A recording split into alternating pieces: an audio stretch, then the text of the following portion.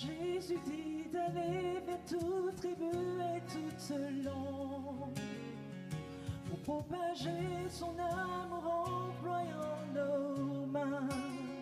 Par ce serment sacré, nous irons par tout le monde pour que chacun sache le pouvoir de sa grâce. Donc d'une seule voix, nous proclamons la rédemption et d'une seule voix, nous irons le dire au monde. Soyons dans la joie, dans l'amour et la gloire du Père, parlons aux nations d'une seule voix.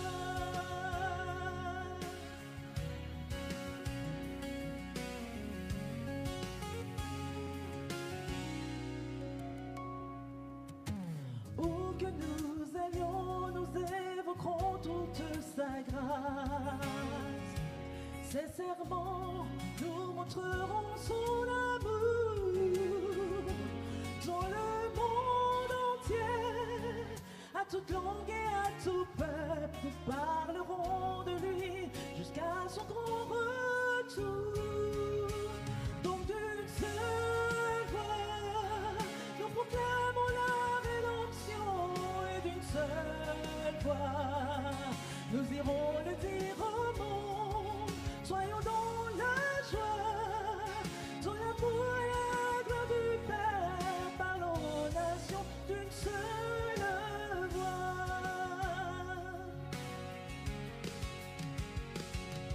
Aux quatre coins de la terre nous irons, chaque cœur sera son sein en glorieux, que Jésus sauve, guérit et nous libère. Un message de vie, d'espoir. Donc d'une seule voix, nous proclamons la rédemption et d'une seule voix, nous irons le dire au monde. Soyons dans la joie, dans l'amour et la gloire du Père, parlons aux nations d'une seule voix, parlons aux nations d'une seule voix.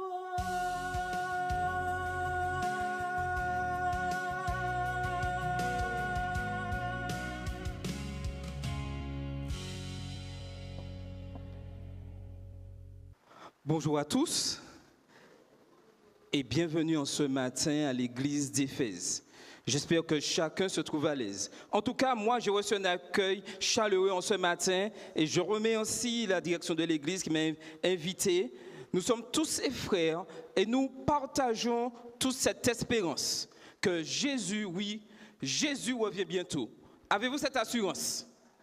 En tout cas, moi, j'ai cette assurance. Et en ce matin, j'aimerais partager cette parole que Dieu m'a inspirée pour chacun d'entre nous en ce matin. Inclinons la tête. Seigneur Dieu, que tu sois présent avec chacun d'entre nous et que ton Saint-Esprit parle au fond de notre être et que nous soyons pleinement touchés et remplis du Saint-Esprit. Amen. Chers frères et sœurs bien-aimés en Jésus-Christ, en ce premier sabbat du mois, notre Église, l'Église adventiste du 7e jour, met un accent particulier sur le ministère personnel et les activités laïques. Est-ce que ça vous dit quelque chose? Chaque premier sabbat, ministère personnel. C'est vrai que nous avons un peu perdu cette habitude, mais le Seigneur nous demande de pouvoir retourner à la source. Et il est important que notre Église soit mobilisée pour les activités laïques. Ce n'est pas un simple rendez-vous inscrit dans le calendrier ecclésial. C'est un rappel solennel de notre identité et de notre vocation. Dès le jour de notre baptême, nous n'avons pas seulement été appelés à appartenir à une église. Nous avons été appelés à participer à une mission. Jésus n'a jamais établi une distinction entre quelques croyants chargés d'évangéliser et les autres qui sont simplement chargés d'assister au culte. Non, chaque membre est appelé à faire connaître le Christ dans son foyer, dans son quartier, dans son lieu de travail, son école et jusqu'aux extrémités de la terre. L'Église adventiste du 7e jour existe pour une raison bien précise. Elle n'est pas simplement une communauté qui se rassemble chaque semaine pour adorer Dieu.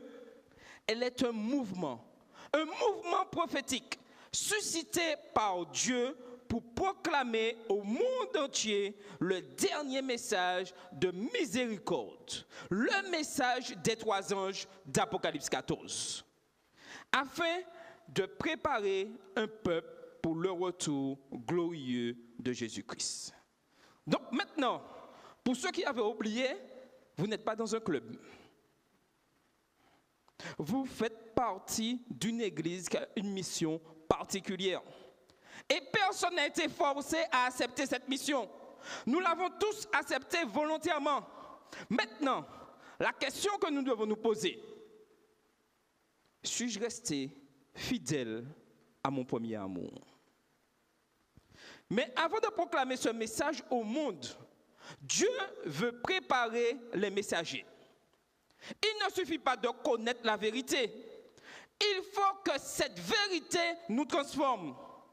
Il ne suffit pas de défendre les doctrines bibliques. Il faut que ces doctrines façonnent notre caractère. Il ne suffit pas de proclamer que Jésus revient bientôt. Il faut vivre chaque jour comme des hommes et des femmes qui attendent réellement son retour. Nous vivons aujourd'hui dans un monde où la vérité est de plus en plus contestée. Le prophète Ésaïe décrivait déjà notre époque lorsqu'il écrivait dans Ésaïe 5, verset 20, « Malheur à ceux qui appellent le mal bien et le bien mal, qui changent les ténèbres en lumière et la lumière en ténèbres. » Aujourd'hui, au XXIe siècle, jamais les moyens de communication n'ont été aussi nombreux. Les informations circulent instantanément d'un continent à l'autre. Les réseaux sociaux permettent à chacun de publier son opinion, de partager des images, de diffuser des vidéos et d'influencer des milliers de personnes. Les progrès technologiques sont extraordinaires et personne ne peut le contester. Pourtant, paradoxalement, jamais il n'a été aussi difficile de discerner le vrai du faux. Nous vivons aujourd'hui à une époque où l'image est souvent plus importante que le caractère. L'apparence compte parfois davantage que la réalité. On peut donner l'impression d'être heureux tout en étant profondément malheureux. On peut afficher une spiritualité exemplaire tout en cachant un cœur blessé. On peut paraître proche de Dieu sans réellement marcher avec lui. Cette culture de l'apparence constitue un immense défi pour le peuple de Dieu. Car le danger n'est pas seulement celui du monde. Le danger est que cette mentalité, s'introduise également dans l'Église. Il est possible d'avoir une réputation de fidélité tout en négligeant la communion personnelle avec Dieu. Il est possible de défendre la vérité avec force tout en manquant d'amour. Il est possible toujours de servir dans un ministère tout en laissant l'orgueil, la jalousie ou la critique s'installer dans son cœur. C'est précisément contre ce danger que Jésus met son Église en garde. Dans l'Apocalypse, il s'adresse à plusieurs églises. Il connaît leurs œuvres. Il connaît leur fidélité, il connaît leur combat, mais il connaît aussi leur faiblesse. À l'église de Smyrne, confrontée à la persécution, il adresse cette promesse extraordinaire qui se trouve dans Apocalypse 2, verset 10, qui a été lu dans le texte de base. Et il dit, sois fidèle jusqu'à la mort, et quoi? Et je te donnerai la couronne de vie. Remarquons là que Jésus ne dit pas, sois célèbre. Il ne dit pas, sois admiré. Il ne dit pas, sois influent ou encore, sois populaire. Il dit simplement, un message simple pour chacun d'entre nous, sois fidèle. Voilà ce qui compte aux yeux du ciel. La fidélité est la monnaie du royaume de Dieu. Le monde admire le succès, mais Dieu, lui, regarde la fidélité. Le monde, lui, récompense la performance. Dieu, lui, récompense la persévérance. Le monde, lui, célèbre ceux qui savent se mettre en avant. Mais Dieu, lui, honore ceux qui marchent humblement avec lui chaque jour. C'est dans cet esprit que notre Église mondiale a reçu un appel particulier. Un appel particulier à travers, je dirais, l'initiative Une Voix 27. Cet appel dépasse largement les domaines de la communication, dépasse largement le domaine des médias ou des nouvelles technologies. Il nous rappelle que partout dans le monde, l'Église doit annoncer d'une seule voix un seul évangile centré sur Jésus-Christ avec puissance, fidélité et amour. Amen.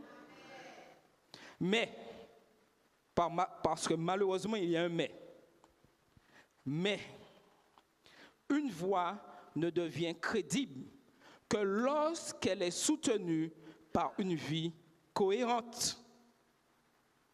Les meilleures campagnes d'évangélisation ne remplaceront jamais un caractère sanctifié. Les meilleures vidéos ne remplaceront jamais un chrétien rempli du Saint-Esprit. Les meilleures prédications ne remplaceront jamais un témoignage authentique. Le premier sermon que le monde écoute n'est pas celui que nous prononçons depuis une chaire, c'est celui qu'il lit dans notre manière de vivre.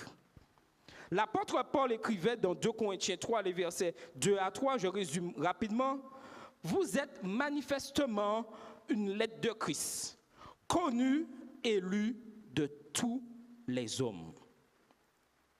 Chaque jour, notre entourage lit cette lettre. Nos voisins la lisent. Nos collègues la lisent. Nos enfants la lisent. Notre conjoint la lit. Les nouveaux venus dans l'église la lisent aussi. Ceux qui cherchent Dieu la lisent également. Et parfois, ils forment leur opinion sur Jésus à partir de ce qu'ils voient de nous. C'est pourquoi le Seigneur ne cherche pas seulement des prédicateurs capables de parler avec éloquence. Non, il recherche des hommes et des femmes dont la vie est en harmonie avec leur message. L'esprit de prophétie nous adresse un avertissement particulièrement actuel. Et Ellen White écrit dans Témoignages pour l'Église, au volume 2, à la page 95. Elle écrit ceci. Les chrétiens ne se réjouiront pas d'exposer les défauts et les déficiences des autres. Ils détourneront leur esprit de ce qui est repoussant et imparfait pour le fixer sur ce qui est attrayant et aimable. Pour le chrétien, tout acte de critique, toute parole de condamnation ou de censure est douloureux. Et elle continue à la page 96. Quand le Seigneur composera ses joyaux, les vrais, les francs, les honnêtes seront regardés avec plaisir. Quel portrait magnifique! Dieu ne parle pas ici des plus éloquents. Il ne parle pas des plus diplômés, non. Il ne parle pas des plus influents. Il parle des vrais, des francs et des honnêtes. Voilà les qualités que le ciel recherche. Voilà les qualités dont notre Église a besoin ici à Éphèse. Voilà les qualités qui donneront de la puissance à la proclamation du dernier message de miséricorde. Frères et sœurs, avant que Dieu puisse utiliser pleinement notre voix, il désire transformer notre cœur. Avant qu'il nous envoie vers les foules, il veut accomplir une œuvre profonde en chacun de nous. Avant que le Saint-Esprit ne remplisse nos lèvres, il veut purifier nos pensées, nos motivations, notre caractère. C'est pourquoi ce matin, nous n'allons pas simplement parler de mission, nous allons parler du missionnaire. Nous n'allons pas seulement réfléchir à ce que nous devons annoncer au monde, nous allons nous laisser interroger par celui qui sonde les cœurs. Car la question n'est pas seulement sommes-nous prêts à annoncer Jésus, la question est aussi sommes-nous devenus des hommes et des femmes vrais, francs et honnêtes, capables de refléter fidèlement le caractère de Jésus-Christ? C'est cette question que la parole de Dieu nous invite maintenant à considérer. Avant d'examiner les méthodes de la mission, examinons d'abord le cœur du message, car c'est toujours par lui que Dieu commence son œuvre. Si Dieu nous lance cet appel en ce matin à être une seule voix pour annoncer l'évangile au monde, cette unité ne peut pas être construite uniquement autour d'un programme, non, d'un slogan ou d'une stratégie missionnaire. Elle doit être fondée sur une transformation intérieure opérée par le Saint-Esprit. En effet, Dieu n'a jamais commencé son œuvre en s'intéressant d'abord aux moyens. Il commence toujours par les hommes et les femmes qu'il veut utiliser. Avant d'envoyer Noé construire l'arche, il forma le caractère de Noé. Avant d'envoyer Moïse délivrer Israël, il le façonna dans le désert. Avant d'envoyer Ésaïe vers la nation, il purifia ses lèvres. Avant de confier l'évangile à ses disciples, Jésus transforma leur cœur pendant plus de 3 années. Et il en est de même aujourd'hui. Le succès de la mission ne dépend pas uniquement de nos compétences, de nos ressources ou de nos technologies. Il dépend avant tout de la qualité spirituelle des messagers. C'est pourquoi Jésus ne dit pas simplement « allez » dans Matthieu 28, verset 19. Avant cela, il appelle des disciples à le suivre, à être transformés, à lui ressembler et surtout à être disponibles pour la mission. La mission est toujours le fruit de la communion avec Christ. Le Seigneur ne demande pas tant de grandes capacités que des cœurs consacrés. Ainsi, avant de nous interroger sur ce que nous faisons pour Dieu, il est indispensable de nous demander qui nous sommes devant Dieu. C'est précisément ce que nous allons découvrir dans cette réflexion. Le Seigneur ne cherche pas simplement des ouvriers nombreux. Il recherche des hommes et des femmes authentiques dont le caractère, dont le caractère reflète celui de Jésus-Christ. En tout cas, n'oublions pas ce qui nous a été dit dans Apocalypse 2, verset 10. Sois fidèle jusqu'à la mort et je te donnerai la couronne de vie. Le mot fidèle signifie, je dirais, une grande responsabilité. Le mot fidèle signifie digne de confiance, loyal, constant et j'ajouterai le mot authentique. Dieu n'a jamais demandé à ses enfants d'être parfaits avant de le servir. Non, il leur demande d'être sincères devant lui. David est tombé. Pierre a renié son maître. Jean a parfois mal compris la mission de Jésus. Mais chacun possédait un cœur disposé à se repentir. Le plus grand danger n'est donc pas de tomber, mais de vivre dans l'hypocrisie. Jésus reprochait davantage aux pharisiens leur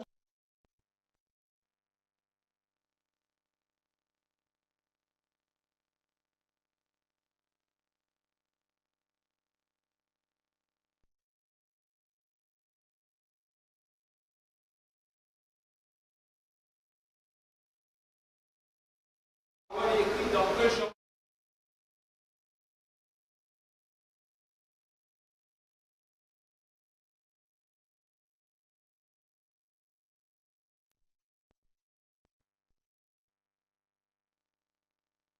Conversion personnelle, nous ne pouvons conduire quelqu'un vers un Christ que nous-mêmes nous ne suivons pas. Comment pouvons-nous amener quelqu'un à Christ si nous-mêmes nous ne marchons pas dans les pas de Christ? Ce n'est pas possible. Et aujourd'hui, l'Éternel, Dieu nous interpelle. Est-ce que tu suis mes pas chaque jour ou tu fais ta propre volonté dans la mission?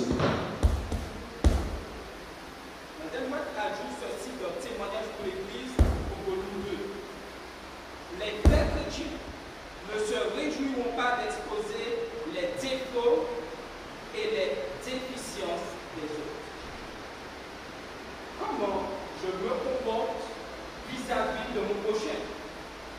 Est-ce que je vois c'est quelqu'un avec qui je peux marcher dans la mission ou quelqu'un que je cherche à éloigner afin que je puisse m'installer, je dirais, dans le pouvoir de la direction?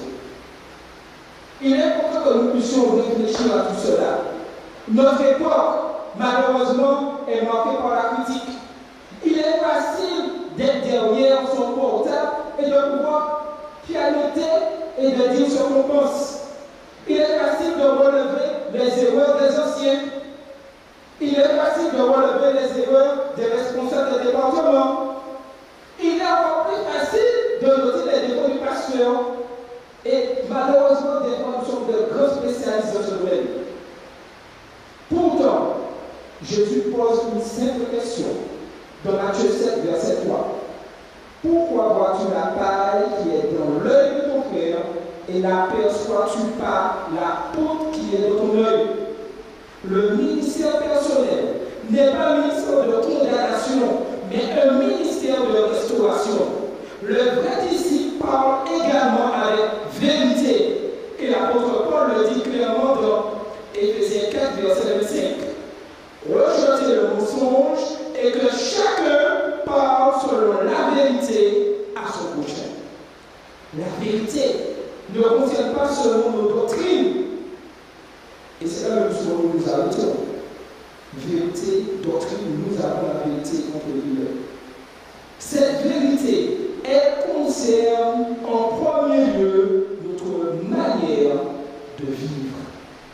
Tenir sa parole, reconnaître ses erreurs, demander pardon, respecter ses engagements et agir avec honnêteté sont autant de témoignages silencieux qui parlent souvent plus fort que nos erreurs.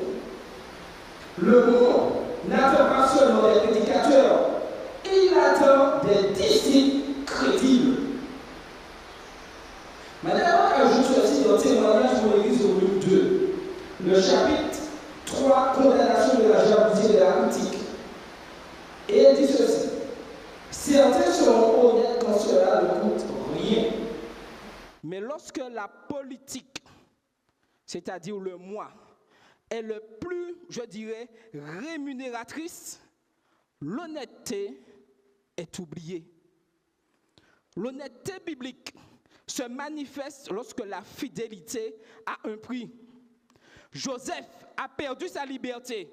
Daniel a risqué sa vie. Les 3 Hébreux ont affronté la fournaise. Jean-Baptiste lui-même a perdu la vie. Les apôtres ont accepté le martyre. Tous avaient compris que la vérité vaut davantage que le succès.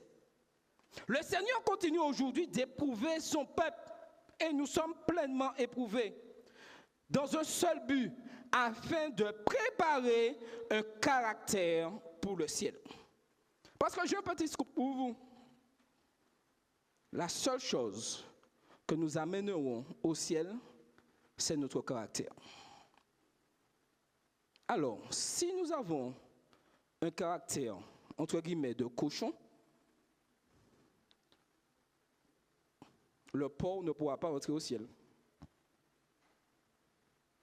Donc, chacun doit balayer devant sa porte. Je dois comprendre que Dieu cherche à me transformer.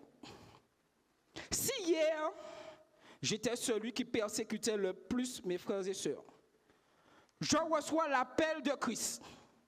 Aujourd'hui, je suis celui qui aime mon frère, qui aime mon prochain et qui fait tout pour que nous marchions ensemble pour arriver au ciel. Je ne peux pas tenir ce genre de propos. C'est comme ça que je suis, c'est comme ça que je resterai. Ce n'est pas possible. Si je tiens de tels propos, ça veut dire que la parole de Dieu ne m'a pas encore transformé. Chaque épreuve révèle ce qui habite réellement notre cœur. Satan, lui, il connaît nos faiblesses et cherche à exploiter notre orgueil, notre jalousie, notre désir de reconnaissance ou notre découragement. Mais notre victoire ne dépend pas de nos forces. Et Paul le déclare très bien dans Philippiens 4, verset 13. « Je puis tout par celui qui me fortifie. » Amen. Avant de vouloir évangéliser, avant de vouloir de faire de grandes campagnes d'évangélisation, avant de vouloir d'amener ceux qui sont loin de la bergerie de revenir à l'église, Dieu nous demande comment nous vivons dans notre foyer. Comment parlons-nous à notre conjoint? Je n'ai pas besoin de savoir. Chacun sait comment il parle à son conjoint. Chacun sait comment il parle à ses collègues. Chacun sait comment il parle à ses voisins. Le premier champ missionnaire est notre famille. Et si, entre guillemets, je n'ai pas réglé ce problème de mon champ missionnaire dans ma famille, ce n'est pas en venant à l'église, en faisant des campagnes d'évangélisation, que ce problème sera résolu. Car nous avons tendance à croire, plus que nous faisons de campagnes, plus nous faisons des activités, plus nous faisons des programmes, plus nous faisons des programmes aussi de détente, l'unité viendra. Eh bien non. L'unité vient lorsque je suis connecté à celui qui unit des hommes et des femmes, c'est-à-dire à Jésus-Christ. La question est, qu'est-ce que je recherche aujourd'hui à l'église adventiste du 7e jour? C'est également, je dirais, le sens de ce programme mis en place par la conférence générale, Une voix 27. Dieu nous appelle à parler d'une seule voix. Mais cette voix, le problème qu'il y a, elle doit être crédible. Si je crie au monde entier, venez, vivons en paix, c'est Christ qui est le chef. Venez, Dieu pardonne, et je refuse de pardonner mon prochain. quel message je lance? Qu'est-ce que je dis? Je dis que Dieu pardonne, mais que moi, je refuse de pardonner. Il est important que nous soyons crédibles. Notre communication n'a pas pour but de mettre, je dirais, l'Église ou même nous en avant. Cette communication doit conduire les hommes à Jésus-Christ. Et la question que je dois me poser en tant qu'Église et moi-même, lorsqu'un programme est mis en place, quel est le but de ce programme? Est-ce que c'est pour, après une semaine, j'ai envie de venir à l'église pour me détendre, me soulager, entendre des choses qui me plaisent? Ou est-ce partager ce message que Jésus-Christ revient bientôt? Tout ce que nous faisons doit conduire des hommes et des femmes à Jésus-Christ.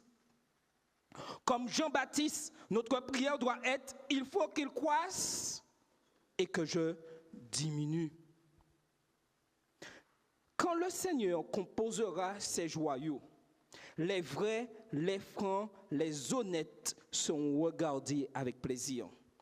Le ciel ne prépare pas une récompense pour les plus célèbres, mais pour les plus fidèles.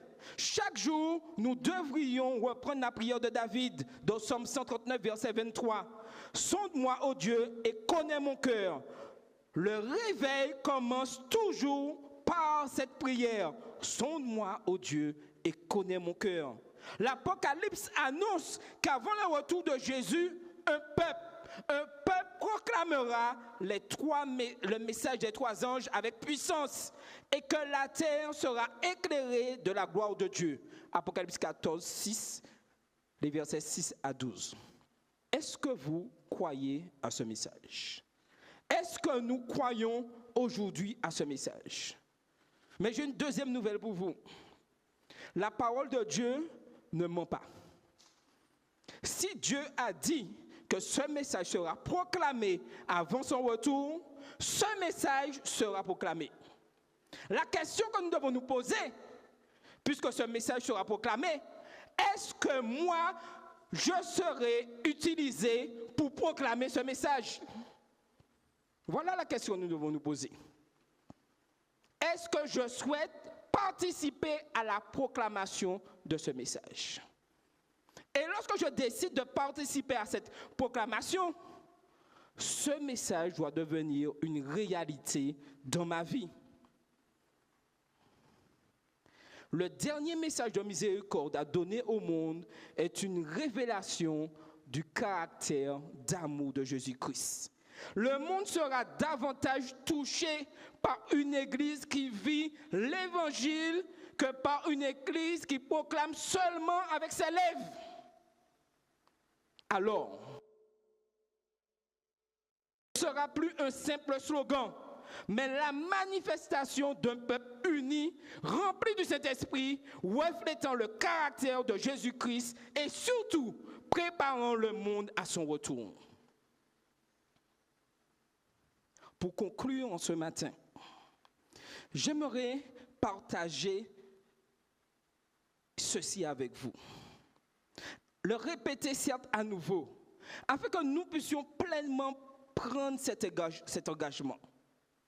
Au terme de ce message d'aujourd'hui, une vérité s'impose à chacun de nous avec force.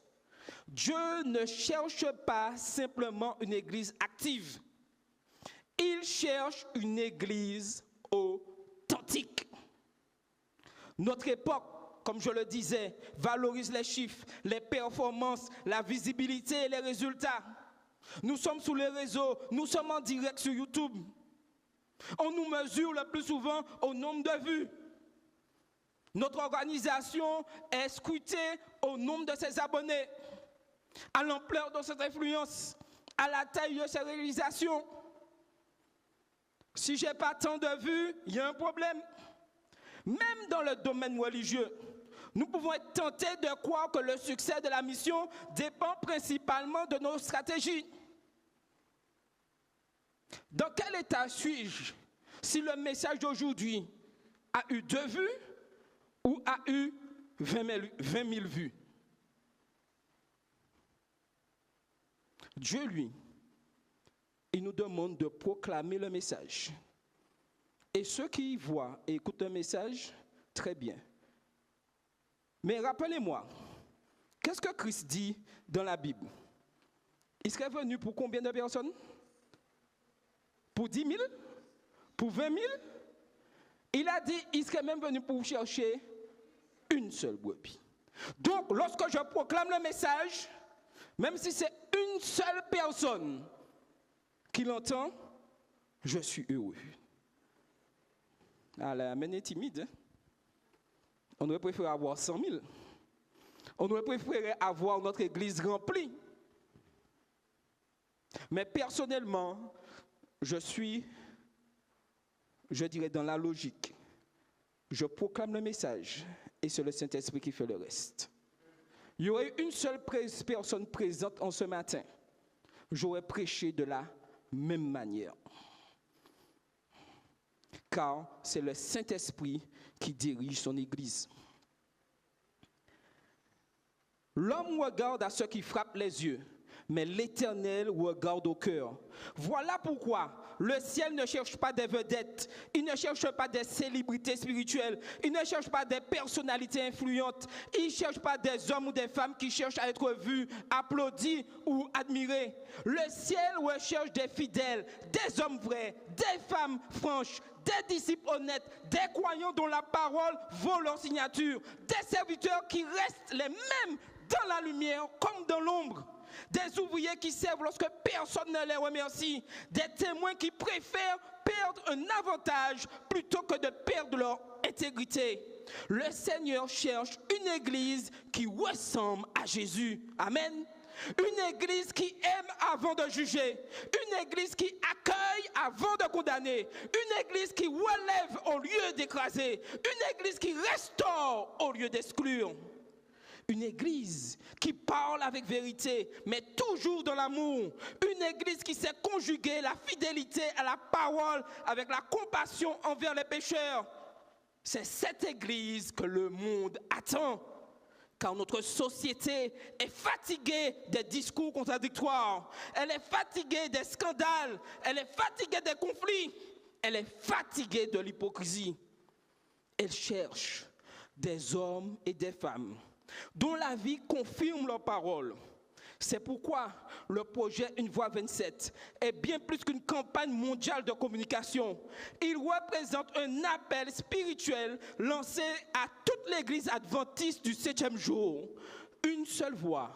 Non parce que nous pensons tous exactement de la même manière, sous chaque détail, non. Mais parce que nous avons un seul Seigneur, une seule foi, un seul baptême, une seule mission, un seul évangile, une seule espérance. Comme l'écrit l'apôtre Paul dans Éphésiens 4, versets 4 et 6. Il y a un seul corps et un seul esprit, un seul Seigneur, une seule foi, un seul baptême, un seul Dieu et Père de tous.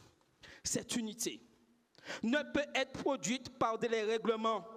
Elle ne peut être imposée par une organisation. Elle est l'œuvre du Saint-Esprit dans les cœurs entièrement consacrés à Jésus-Christ. Voilà pourquoi, en ce premier sabbat, consacré au ministère personnel, aux activités laïques, le Seigneur nous adresse un appel personnel. Avant de demander combien d'études bibliques as-tu donné, il nous demande, as-tu laissé ma parole transformer ton cœur? Avant de demander combien de personnes as-tu baptisé, il nous demande, as-tu reflété mon caractère?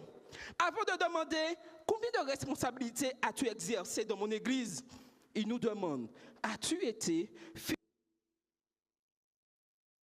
Car le jour vient où chacun comparaîtra devant le tribunal du Christ. Ce jour-là, les titres auront disparu, les fonctions auront pris fin, les applaudissements se seront tus, les distinctions humaines n'auront plus aucune valeur. Une seule question demeure. As-tu été fidèle? Fidèle lorsque personne ne te regardait. Fidèle lorsque tu étais incompris. Fidèle lorsque la vérité avait un prix. Fidèle lorsque Satan cherchait à décourager ta foi. Fidèle jusqu'à la fin. C'est précisément l'appel que Jésus adresse à son Église. Sois fidèle jusqu'à la mort et je te donnerai la couronne de vie. Cette promesse est extraordinaire. Jésus ne promet pas seulement une récompense, il promet sa présence jusqu'au bout. Il promet sa force dans l'épreuve. Il promet sa grâce dans nos combats. Il promet qu'aucune fidélité vécue pour lui sera oubliée. L'esprit de prophétie nous rappelle cette espérance. Dans Témoignages pour l'Église, volume 2, à la page 95 et 98. Quand le Seigneur composera ses joyaux, les vrais, les francs, les honnêtes, entre guillemets, seront regardés avec plaisir. Les anges sont employés à confectionner des couronnes pour ceux-là. Quelle image magnifique! Pendant que nous luttons ici-bas contre nos faiblesses, contre les tentations, contre les incompréhensions et contre les difficultés de la mission, le ciel prépare déjà la récompense de ceux qui demeurent fidèles. Frères et sœurs, nous approchons rapidement de la fin de l'histoire de ce monde. Le grand conflit touche à son terme.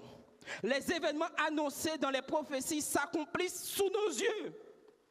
Plus que jamais, Dieu cherche un peuple qui reflète son caractère. Un peuple qui proclame le message des trois anges, non seulement avec sa bouche, mais aussi par sa manière de vivre. Un peuple dont la vie éclaire le monde comme une lampe placée sur un chandelier. Un peuple rempli du Saint-Esprit. Un peuple uni dans la vérité. Un peuple préparé pour le retour de Jésus-Christ. Alors, en quittant ce lieu aujourd'hui, prenons ensemble cette résolution. Soyons une seule voix, parce que nous avons un seul Seigneur. Soyons vrais, parce que Jésus est le chemin, la vérité et la vie. Jean 14, verset 6. Soyons francs, parce que le Saint-Esprit conduit toujours dans toute la vérité. Jean 16, verset 13. Soyons honnêtes, parce que le royaume de Dieu est un royaume de justice, de sainteté et de lumière. Soyons fidèles, parce que notre Sauveur a été fidèle jusqu'à la croix pour nous sauver. Et si, chaque jour, nous marchons humblement avec notre Dieu, si nous nous laissons transformer par son Saint-Esprit, et si nous demeurons attachés à Jésus jusqu'au bout, alors viendra ce jour glorieux, ce jour où le roi des rois nous accueillera dans son royaume. Nous entendrons alors les paroles les plus merveilleuses qu'une oreille humaine puisse jamais entendre. C'est bien, bon et fidèle serviteur, tu as été fidèle en peu de choses, je te confierai beaucoup. Entre dans la joie de ton maître. Matthieu 25, verset 21. Puis, lorsqu'apparaîtra le souverain berger, celui qui a donné sa vie pour ses brebis, il déposera sur la tête de tous ceux qui ont persévéré dans la foi la couronne incorruptible de gloire. 1 Pierre 5, verset 4. Cette couronne de vie, promise dans Apocalypse 2, verset 10. Ce jour-là, il n'y aura plus de larmes, plus de combats, plus de critiques, plus de divisions, plus de tentations. Nous verrons enfin notre Sauveur face à face. Et nous comprendrons que chaque acte de fidélité, aussi discret soit-il, avait une valeur éternelle. Que Dieu fasse de chacun de nous des hommes et des femmes vrais, francs, honnêtes et fidèles, afin que notre vie, unie à notre voix, prépare le monde à la rencontre de son Seigneur. Celui qui rend témoignage de ces choses dit, oui, je viens bientôt. Amen. Viens Seigneur Jésus. Apocalypse 22, verset 20. Amen. Que le Seigneur vous bénisse.